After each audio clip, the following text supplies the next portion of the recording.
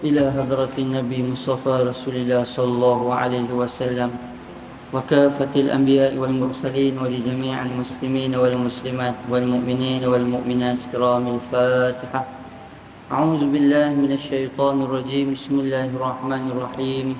الحمد لله رب العالمين الرحمن الرحيم مالك يوم الدين إياك نعبد وإياك نستعين اهدنا الصراط المستقيم صراط الذين أنعمت عليهم غير المغضوب عليهم ولا الضالين آمين. أعوذ بالله من الشيطان الرجيم. بسم الله الرحمن الرحيم. الحمد لله رب العالمين وصلوات الله وسلامه على أشرف الأنبياء والمرسلين سيدنا ومولانا محمد وعلى آله وصحبه أجمعين. سبحانك لا علم لنا إلا ما علمتنا إنك أنت العليم الحكيم. ولا حول ولا قوة إلا بالله العلي العظيم.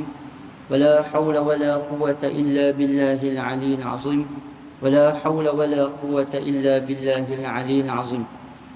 اللهم ارزقنا فهم النبيين وحفظ المرسلين وإلهام الملائكة المقربين واهدنا بهداية العارفين.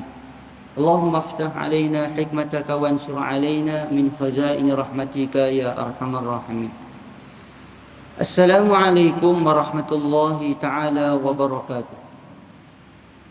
Alhamdulillah, sama-sama kita rafakkan syukur kehadrat Allah Subhanahu wa ta'ala.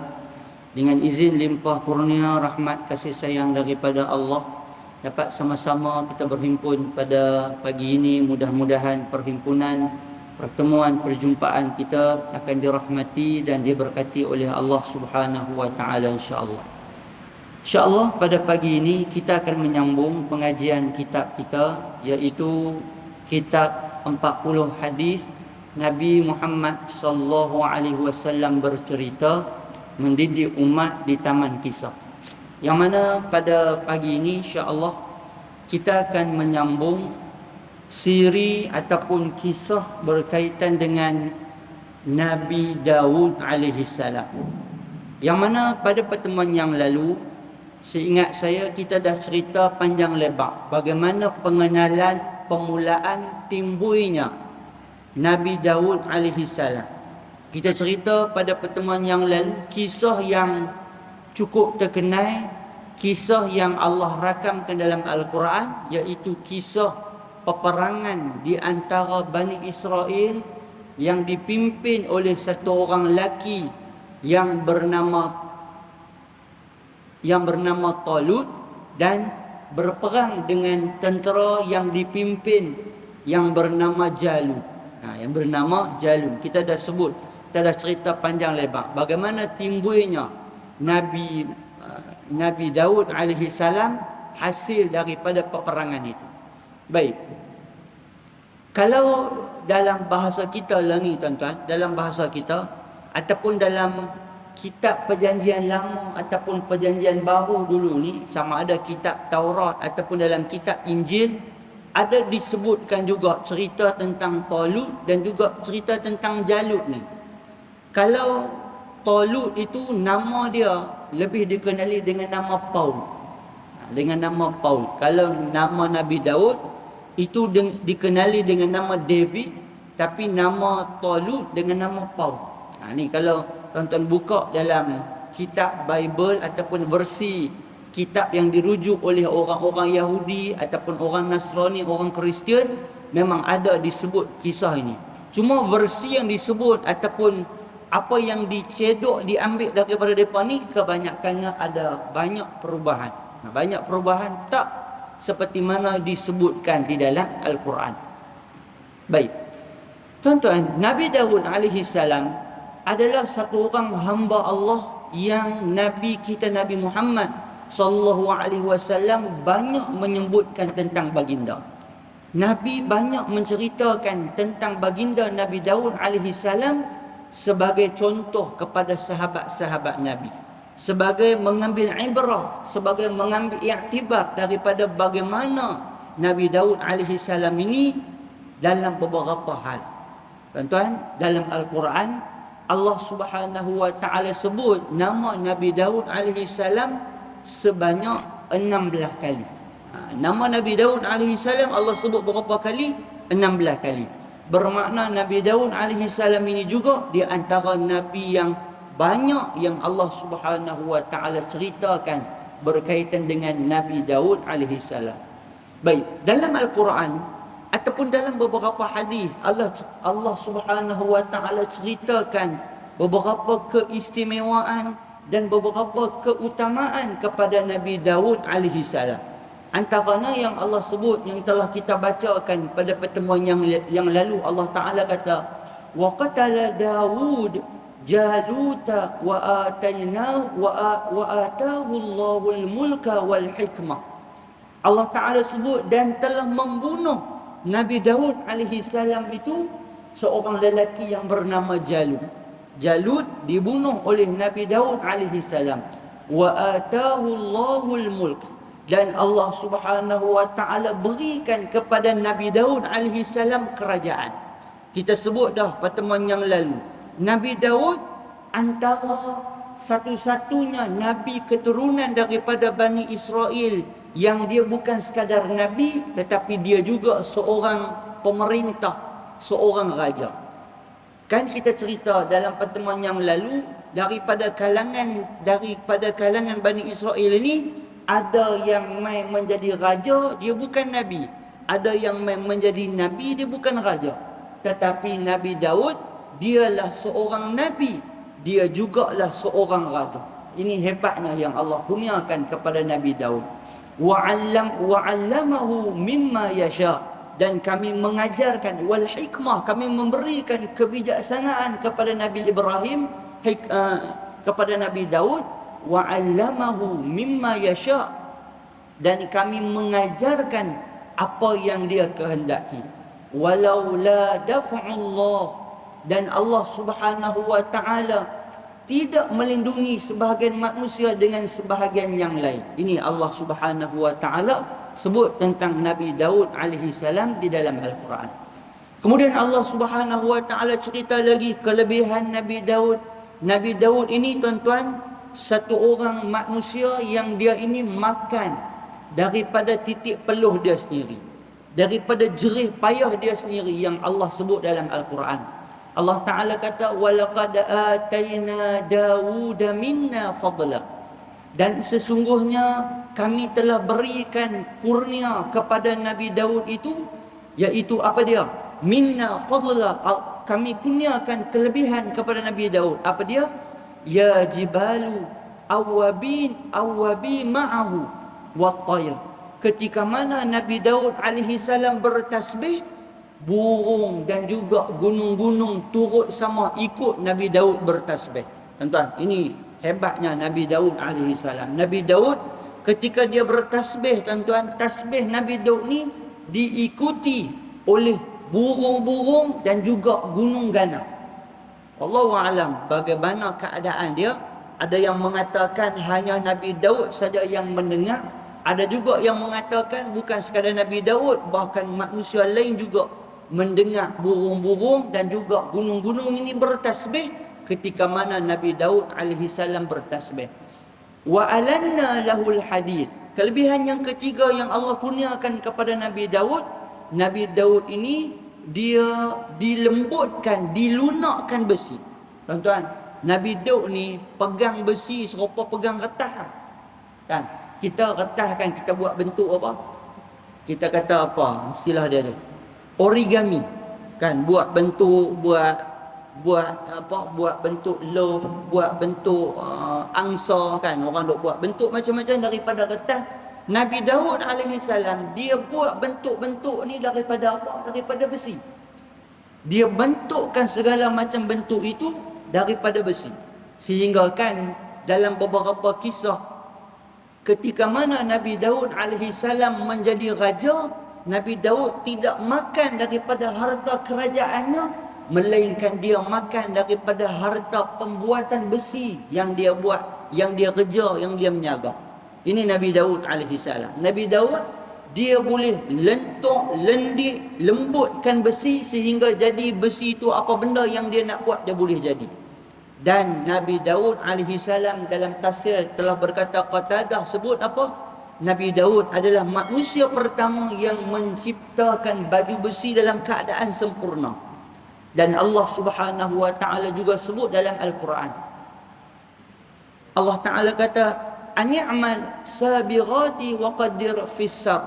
Allah Taala kata, dan kami telah melunakkan baginya besi untuknya, iaitu dibuatkan baju besi yang besar-besar, dan ukurlah ayam dia punya anyamannya. Nabi Daud alaihissalam, kalau dulu dalam tafsir menyebut depa buat juga baju besi, cuma baju besi depa buat ni tak macam sempurna yang dibuat oleh Nabi Daud.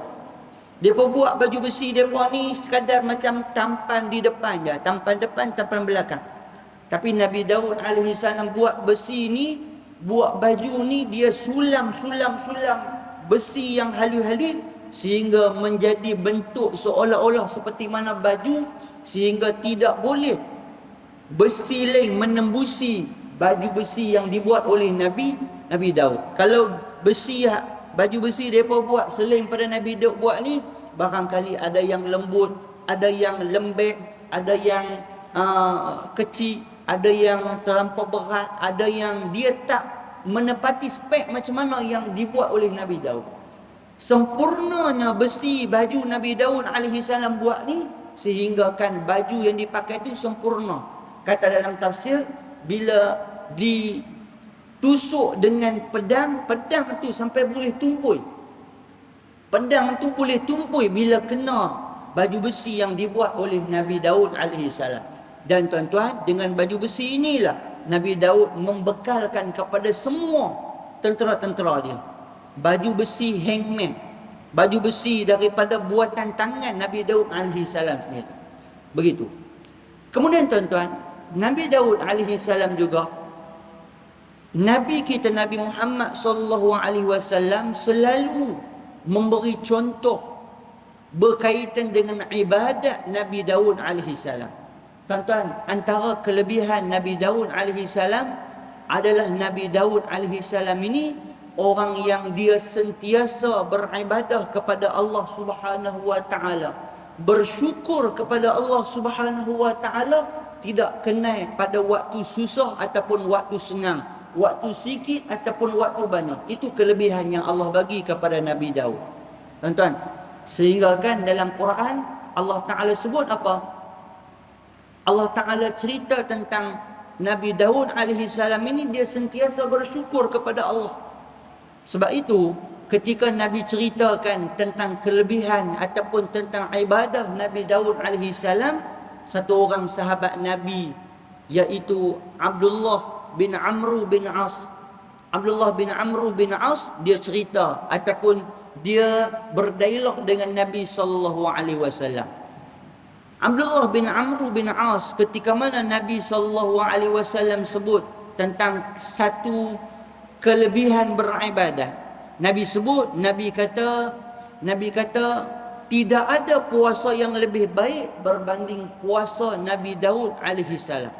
Nabi Daud, dia berpuasa sehari, berbuka sehari.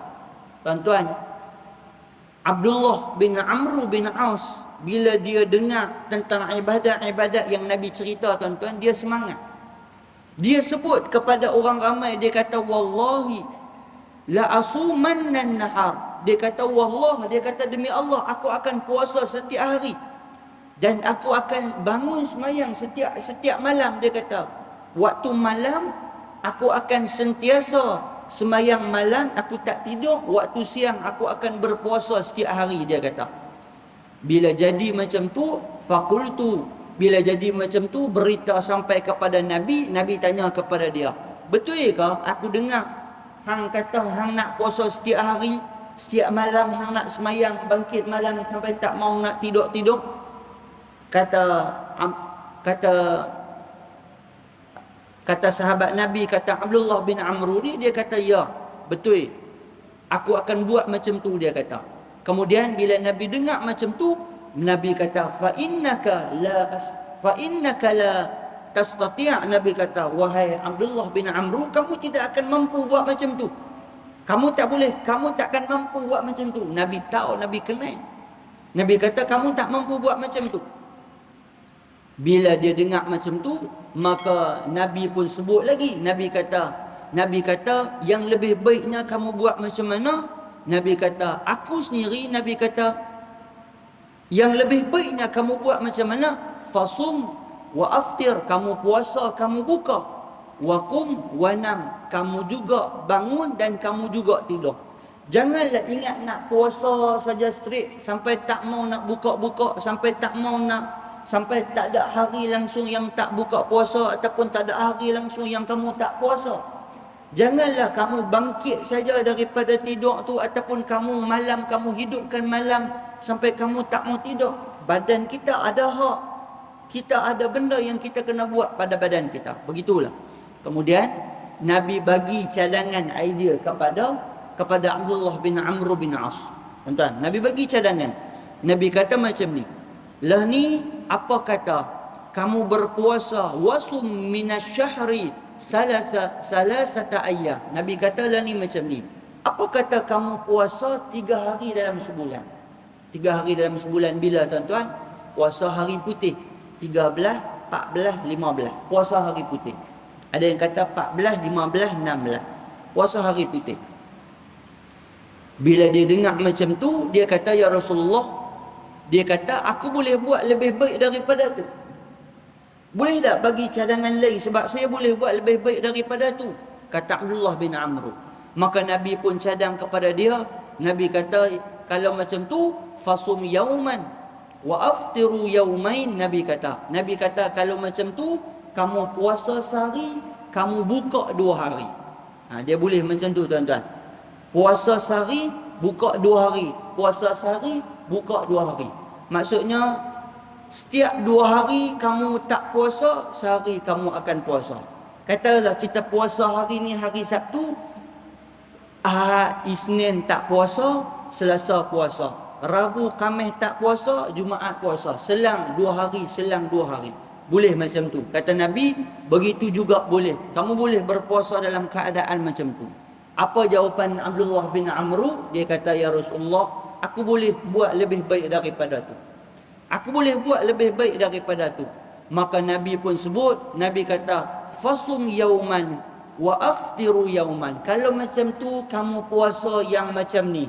Puasa sehari, buka sehari, puasa sehari, buka sehari. Sehari kamu puasa, sehari kamu tak puasa. Sehari kamu puasa, sehari kamu tak puasa.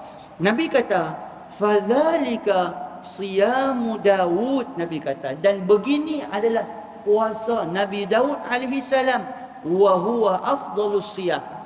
Dan Nabi kata ini adalah puasa yang paling terbaik. Ini puasa yang paling terbaik. Hang tak ada boleh buat dah puasa yang macam lain melainkan puasa yang macam ni. Tuan-tuan, bila Nabi sebut macam tu, Nabi kata ini puasa yang paling baik yang Nabi Daud alaihi salam pernah buat dulu ni. Tuan-tuan, apa jawapan Abdullah bin Amr? Dia kata, ya Rasulullah, inni utiqu afdal. Aku boleh buat lebih baik daripada tu. Dia nak minta tambah lagi. Nabi habaq ada ni nak minta tambah lagi. Sehingga kan Nabi kata apa? Nabi kata, la afdalu min zalik. Wahai Abdullah bin Amr, tak ada dah lebih baik daripada tu. Tak ada dah. Itu yang lebih baik. Tuan-tuan, dalam sebagai riwayat ni, saya pernah baca dalam sebagai riwayat, di hujung hayat Abdullah bin Amr bin As ini, ketika mana di hujung hayat dia tuan-tuan, dia seolah-olah macam menyesal. Ketika di hujung hayat dia, dekat-dekat dia nak ketika dia dah tua, dekat-dekat dengan meninggal dunia, sebelum dekat-dekat dengan meninggal dunia dia ni, dia pernah sebut, dia kata, aku ni seolah-olah macam menyesal sebab aku terlampau paksa badan aku ni untuk melakukan hal-hal yang aku tak mampu, sehingga akan menyebab badan aku ni akhirnya tak boleh nak buat sebarang kebajikan yang lain dah. Maksudnya badan dia terlampau push, terlampau suruh sangat. Akhirnya menyebabkan di hujungnya dia tak mampu dah nak buat benda-benda yang sikit. Dia kata, alangkah ruginya aku, menyesalnya aku kalaulah dulu ni aku ikut saranan Nabi. Sedangkan Nabi kata kamu puasa 3 hari seperti mana kamu puasa setahun, seperti mana kamu berpuasa sebulan, kata Nabi. Puasa 3 hari itu sama macam kamu puasa sebulan, tapi dia tak mau. Dia nak juga buat macam mana yang dia nak. Baik. Jadi nak abangnya apa tuan-tuan? ibadat Nabi Daud alaihi salam ini ibadat yang cukup baik yang dilaksanakan oleh Nabi yang Nabi sallallahu alaihi wasallam perintahkan kepada kita untuk kita laksanakan. Baik. Nabi Daud alaihi salam menghidupkan malam dia macam mana? Nabi Daud menghidupkan malam dia, Nabi Daud tidur 1/3, kemudian Nabi Daud alaihi salam bangun malam, kemudian Nabi Daud tidur balik. Maksudnya Nabi Daud tidur, bangun beribadat, lepas tu tidur balik. Sebagian ulama kata ini antara kaedah yang baik. Kaedah yang cukup baik iaitu kita tidur, kita bangun beribadat, kemudian kita tidur balik, lepas tu kita bangun sembahyang subuh. Maknanya kalau kita buat kekelik lah waktu tidur. Kita kata tidur pukul 10, 11, 12, 1, 2. Pukul 2 dia bangkit. Pukul 2 dia bangkit. 2, 3, 4, 3 jam ataupun 2 jam. Pukul 2 ataupun pukul 3 dia beribadat.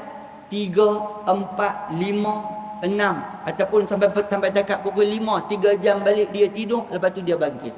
Kata ulama, ini juga antara bentuk bangun malam yang terbaik yang dilaksanakan oleh Nabi Daud alaihi salam. Kadang-kadang kita buat macam mana? Kita tidur straight sampai pukul 4 ataupun sampai pukul 5, lepas tu kita bangun. Boleh juga macam tu. Cuma sebagian ulama kata boleh juga kita tidur, kita bangun, lepas tu kita tidur, lepas tu kita bangun semula waktu subuh. Tapi yang duk jadinya apa?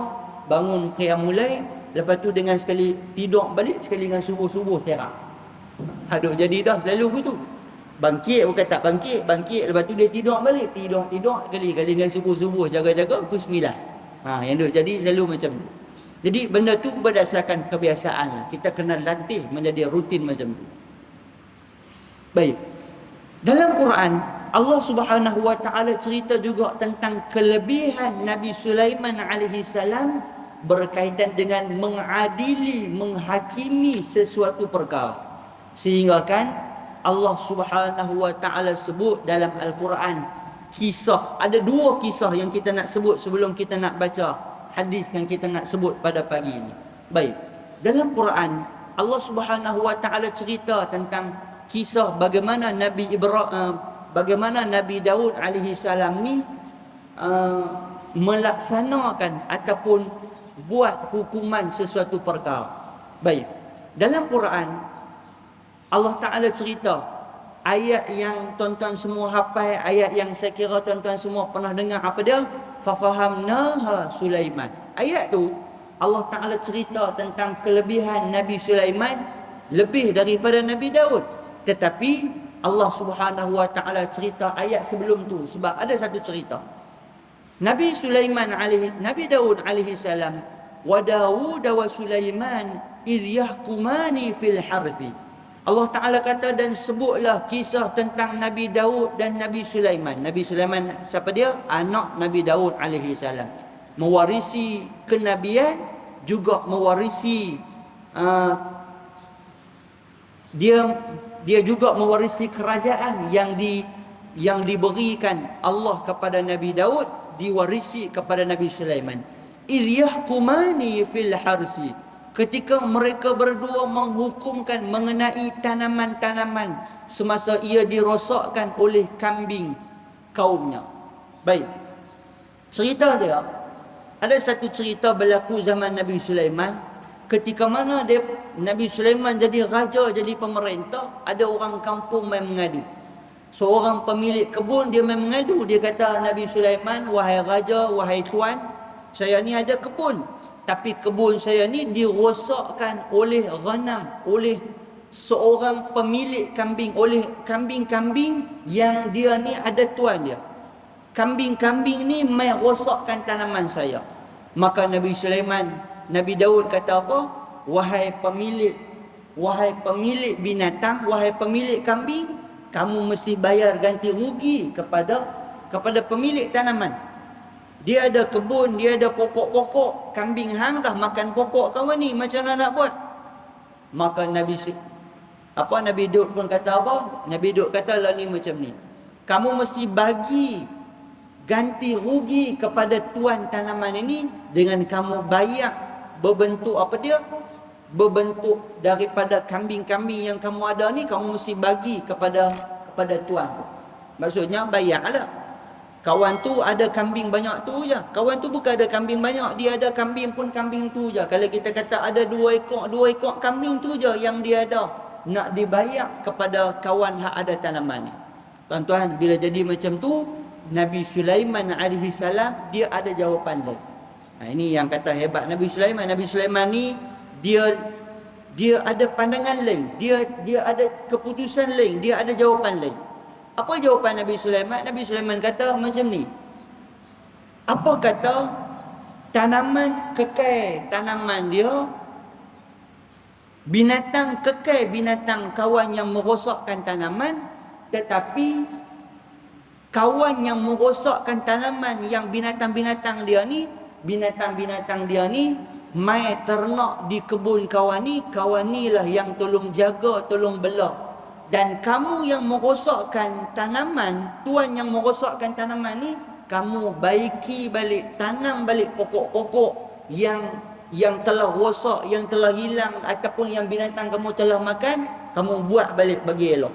Dan binatang itu masih kekal milik kamu, cuma duduk dalam kawasan jagaan kawan ni boleh ambil susu ke, nak ambil apa benda ke, nak jaga daripada tanaman. Maksudnya harta kamu tak hilang begitu saja. Maksudnya apa? Nabi Sulaiman Allah Subhanahu wa taala kurniakan kebijaksanaan. Sebab itu lepas daripada ayat tu Allah Taala kata apa? Fafahamnaha Sulaiman. Allah Taala kata, dan kami memberikan kelebihan memahami beberapa hukum-hukum kepada Nabi Sulaiman alaihi salam. Baik, itu satu cerita. Ada satu cerita lagi tuan-tuan yang berlaku kepada Nabi Daud. Satu hari ketika Nabi Daud ni beribadat dekat dia punya mihrab dia tuan-tuan. Kita kata dia punya tempat ibadat kan. Kita yang ni panggil mihrab. Tapi bukan mihrab masjid ni. Mihrab ni seolah macam bilik khusus untuk beribadat. Ketika Nabi Daud beribadat tuan-tuan, pada masa tu tiba-tiba timbul dua orang lelaki di hadapan Nabi Daud alaihi salam. Dua orang lelaki mai depan Nabi Daud alaihi salam. Seorang lelaki ni mai mengadu, dua-dua orang ni nak mai mengadu masalah kepada Nabi Daud untuk Nabi Daud selesaikan. Nabi Daud dengar sebelah pihak. Nabi Daud kata apa? Ada seorang lelaki ni dia mai, dia kata, wahai Nabi Daud, wahai Nabi Allah Nabi Daud, wahai tuan, saya ada 99 ekor kambing, dia kata.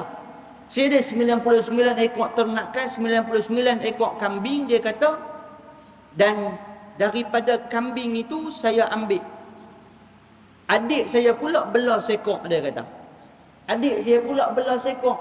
Maka daripada binatang yang adik saya ada sekor tu, saya ambil daripada dia, saya belah. Saya ada 99. Dia ada sekor, takkan dia nak belah hak saya 99? Saya lah belah hak dia. Nanti ada apa untung apa sikit kan, saya bagilah kat dia.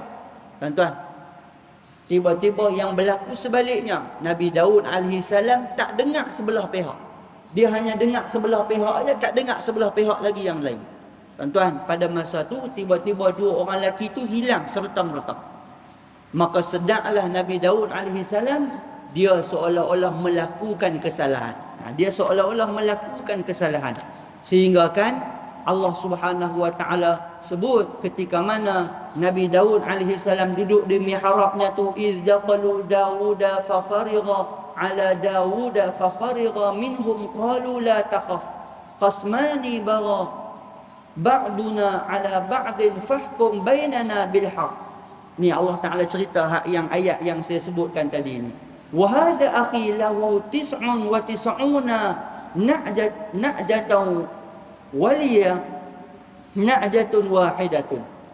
Ni cerita hak kita sebut tadi ni, dia ni saudara aku ada 99, dia ada 99, aku ada satu dan sebagainya. Dicerita-cerita, akhirnya Nabi Daud alaihi salam melakukan kesalahan dalam hukuman dia.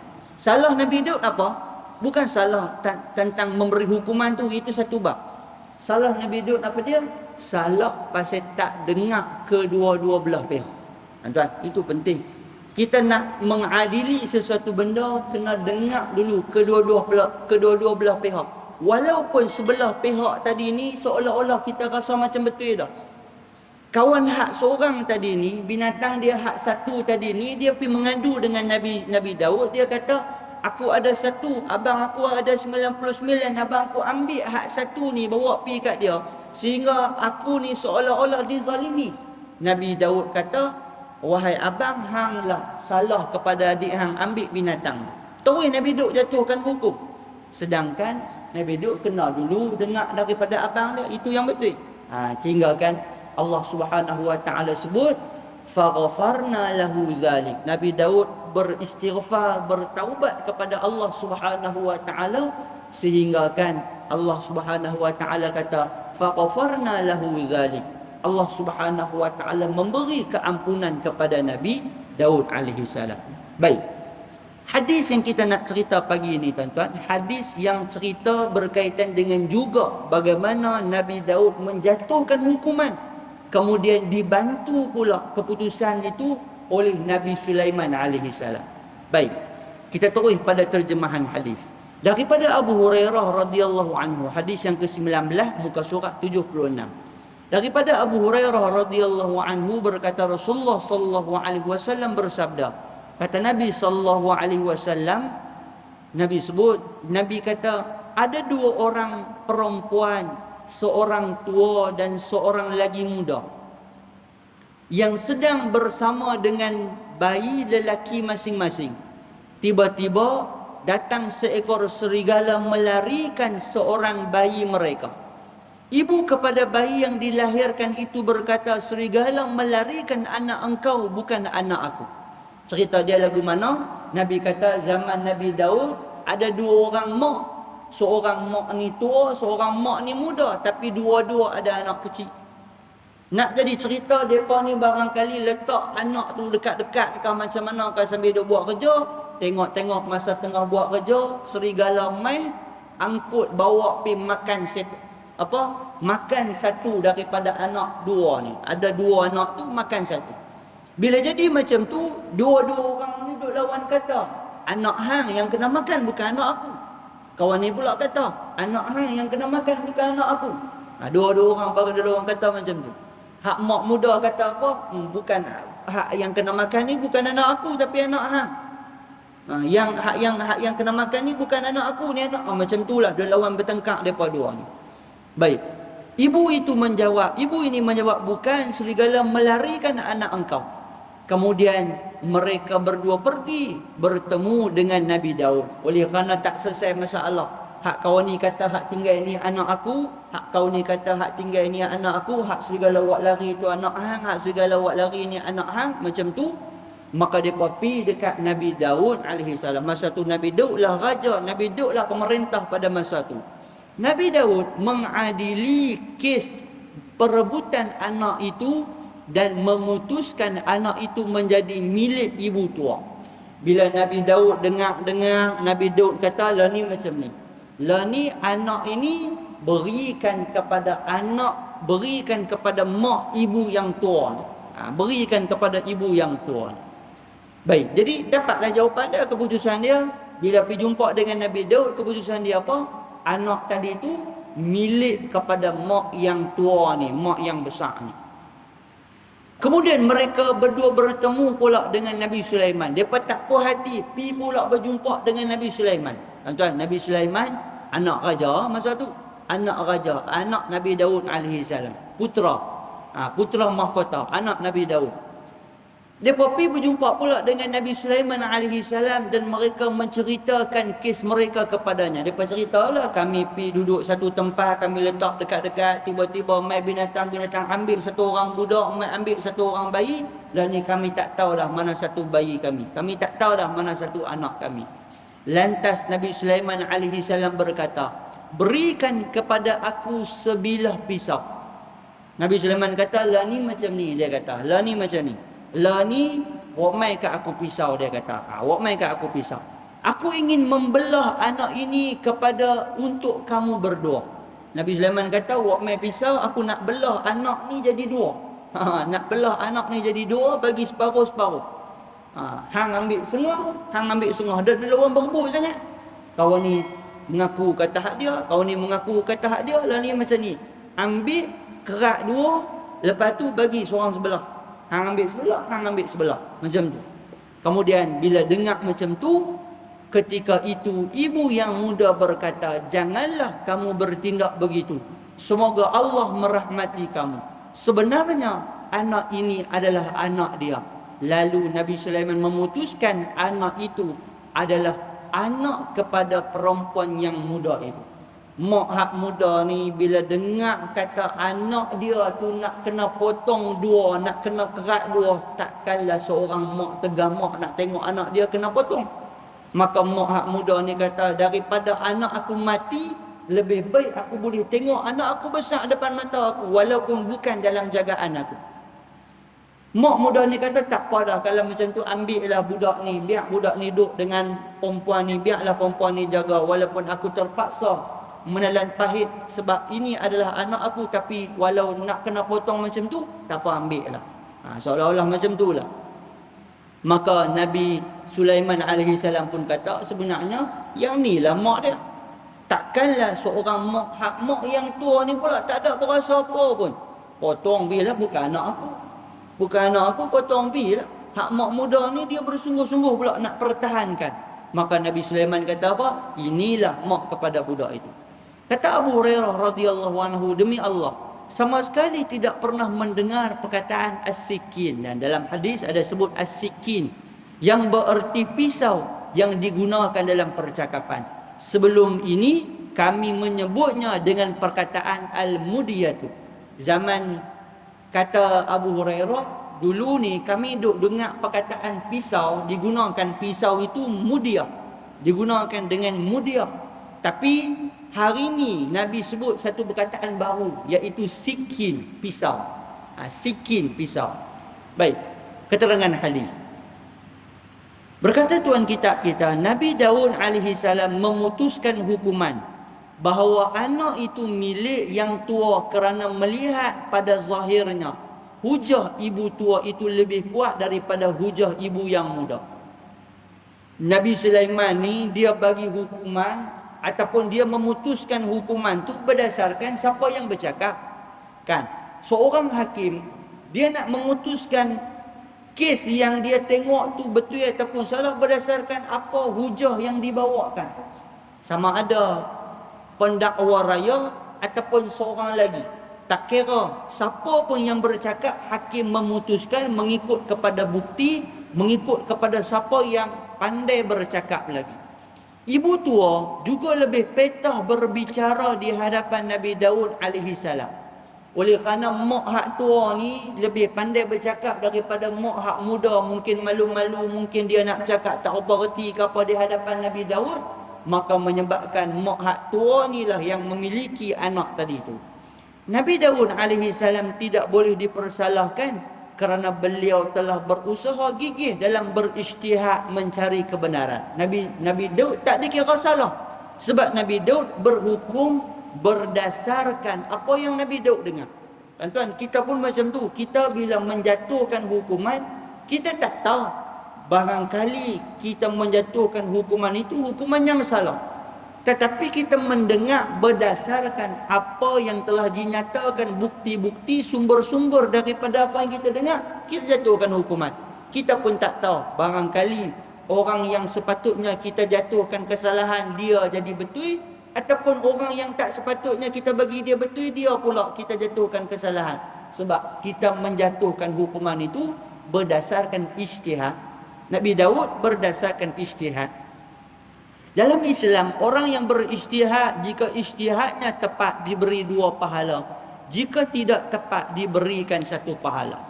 Adapun Nabi Sulaiman alaihi salam, Allah memberikan kefahaman dan kecerdikan yang lebih kepadanya. Beliau tidak berhukum dengan zahir hujah sahaja, kemudian tidak juga terpengaruh dengan kepetahan seseorang dalam berbicara. Beliau mempunyai cara tersendiri untuk mengenal pasti siapakah sebenarnya ibu kepada bayi tersebut, iaitu dengan mengancam untuk membelah bayi itu kepada 2 bahagian. Nabi Sulaiman dia berbeza. Dia tidak terkesan dengan siapa pandai cakap, dia tidak terkesan dengan hujah-hujah yang dibawakan, tetapi Nabi Sulaiman ni dia ada pandangan dia ada apa yang tidak ada pada orang lain, yang dia boleh tengok, yang dia boleh perhati, firasah. Tentang zaman Nabi Sayyidina Umar ni dia ada firasat. Ketika ada seorang penduduk Makkah, saya lupa apa nama sahabat ni, dia akhirnya masuk Islam. Dia mai tu dengan tujuan nak bunuh Nabi. Sayyidina Umar ni boleh baca. Sayyidina Umar ni tengok dia mai tu, dia kata, hang mai ni nak bunuh Muhammad ke? Kata dekat kawan ni. Akhirnya sebab kawan ni cerita dengan kawan dia di depan Kaabah ni, depa duduk dua je, tak ada siapa tahu. Saya lupa apa nama dua orang sahabat tu. Tapi dua orang sahabat ni depa bisik lawan cerita depa dua, aku nak pergi bunuh Muhammad. Hang tolong jaga anak aku, isteri aku di Mekah ni, aku nak pergi bunuh Muhammad. Tak ada siapa tahu, depa dua je. Tiba-tiba pergi sampai di depan Nabi SAW. Nabi sebut, Nabi kata, kamu nak main bunuh aku ke? Aku dengar kamu bercerita di hadapan duduk dekat dengan Kaabah sana. Sampai macam Sayyidina Umar dia seolah-olah macam boleh hidu, dia boleh baca. Kamu main nak bunuh Nabi. Dan Nabi tahu lebih daripada Sayyidina Umar lagi. Baik, kemudian tuan-tuan, tuan kitab kita sebut, perempuan yang berdusta sebagai ibu bersetuju dengan cadangan itu kerana bayi itu bukan anaknya. Dia tidak mempunyai perasaan belas kasihan, manakala ibu yang sebenar pula tidak akan sanggup melihat anaknya dibelah. Mak hak betul dia tak sanggup tengok anak dia dibelah. Mak hak yang bukan anak dia ni, dia akan kata apa, tak apalah, buatlah macam mana pun sebab bukan anak dia. Dia rela kalah dalam perebutan itu asalkan anaknya selamat. Itulah naluri seorang ibu. Allah Subhanahu wa taala berfirman dalam surah Al-Anbiya ayat 79, fafahamnaha Sulaiman wa kullan ataina hukman wa ilma. Maka kami berikan kefahaman kepada Nabi Sulaiman tentang hukuman yang lebih tepat, dan kepada kedua mereka kami beri hikmah dan kebijaksanaan. Nabi Muhammad SAW sendiri juga berpesan bahawa baginda juga memutuskan hukuman berpandu hujah yang zahir. Hakikat sebenar hanya Allah Subhanahu wa taala yang mengetahui. Nabi kita pun bila menjatuhkan hukuman, Nabi akan jatuhkan hukuman berdasarkan apa yang Nabi dengar daripada zahir. Nabi tak tahu apa yang berlaku hakikatnya. Baginda bimbang kemungkinan orang yang jahat akan menang kerana pandai berhujah, dan orang yang baik pula kalah kerana hujahnya tidak kemat. Kadang-kadang orang yang salah dia lebih pandai bercakap daripada orang yang baik tapi dia tak pandai bercakap. An Ummi Salamah radhiyallahu anha qalat, qala Rasulullah sallallahu alaihi wasallam, innakum takhtasimuna ilayya wa la'alla ba'dakum ayyakuna alhana bihujjatihi min ba'd fa aqdiya lahu ala nahwi mimma asma'u min faman qata'tu lahu min haqqi aqihi syai'a fala ya'khudhuhu fa innama aqta'u lahu fa innama aqta'u lahu bihi qit'atan minan nar. Muttafaqun alaih. Nabi sebut, Nabi kata, sesungguhnya kamu bersengketa dan kamu melantik aku menjadi hakim. Kamu berkelahi, kamu ada masalah, kamu mai jumpa aku jadi hakim. Boleh jadi sebahagian kamu lebih pandai berhujah dari sebahagian yang lain, maka aku memberi kemenangan kepadanya. Nabi kata, oleh kerana kawan ni pandai bercakap, dia mai bercakap-cakap depan aku bagi dia menang. Aku bagi dia seolah-olah macam dialah yang betul dalam perkara itu, berdasarkan hujah yang aku dengar.